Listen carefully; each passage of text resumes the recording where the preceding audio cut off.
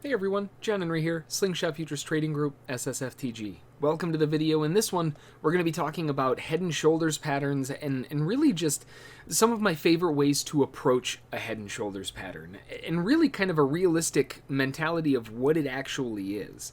So first of all, when I'm talking about a head and shoulders pattern, I'm pretty sure everybody is on the exact same page here. We've all seen one of them, but essentially, it's where the market makes a shoulder, a head, and another shoulder. But there are a couple different breakdowns of what this usually is trying to do. And more often than not, well, actually almost always, a head and shoulders pattern is nothing more than an extended continuation pattern. And what I mean by that is if we were to narrow this down a little bit and we saw something like this, an extended continuation pattern just means that it needs a deeper correction phase first, which is usually 100 or 200%, we'll get into that in a second, before going back up with the overall mentality of coming back to the highs. That's its objective. That's what an extended continuation means. It just needs a deep pullback first, or a deep corrective phase. So when we're looking at a head and shoulders pattern, there's really two different types. And again, it's never really picture perfect like you would see in the books, if you will.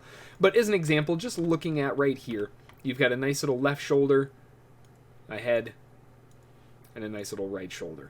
Now, there are two different types of head and shoulders patterns as far as I'm concerned. There's the good kind and the bad kind. When I'm looking at a head and shoulders pattern, the good kind will typically have a slope that allows me to get a break in the opposite direction with an up, or I guess a slope that is against the overall trend that I'm looking to go. So in this case, if we have a head and shoulders pattern with a neckline, which would be the left shoulder to the right shoulder, if you draw a line across those, if that neckline is sloped in the direction where the breakout point is highest or closest to the high or the extreme, that's where you're in a really good, satisfactory head and shoulders pattern. That's the kind that you really want to be looking for.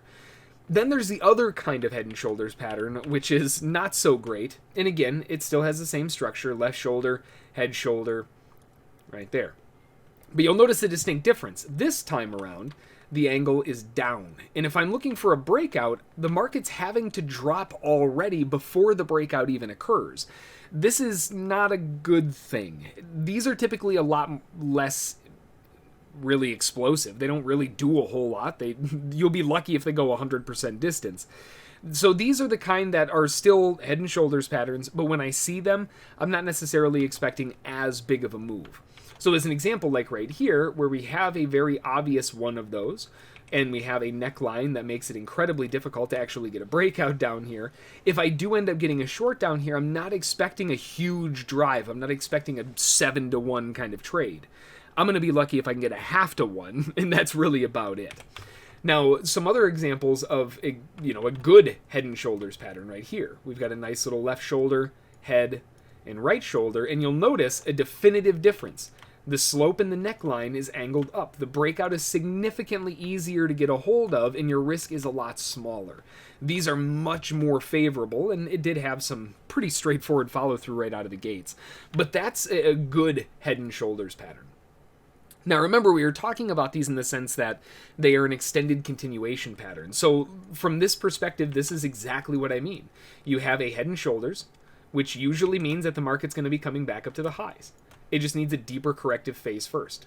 This corrective phase took out a bunch of swing lows before going back up to the highs. That's all that means. Now, sometimes it can go a lot further, and there are ways that we can measure this.